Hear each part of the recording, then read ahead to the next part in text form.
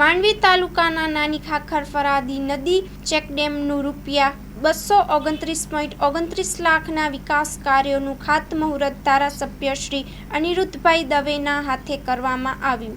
Report by વિજય જોશી, માંડવી। આજે અહીં નાની ખાખર અને ફરાદીની વચ્ચે નદીની અંદર લગભગ 2.25 કરોડથી વધારે રકમ રૂપિયાનું દેશના વડાપ્રધાન માનનીય નરેન્દ્રભાઈ મોદી સાહેબે જે પ્રકારે કેચ ધ રેઇન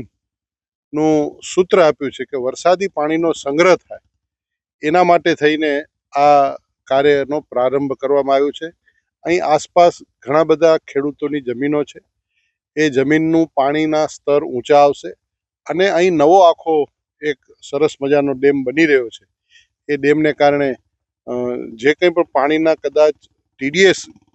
ઊંચા ગયા છે એ પણ નીચા આવશે, એટલે સરસ મજાની ખેતી થઈ શકશે અને કુદરતી રીતે વરસાદના પાણીનો સંગ્રહ કરવો એ એક શરૂઆતથી જ મારો સ્વભાવ રહેલો છે અને મોદી સાહેબનો આ સંકલ્પ છે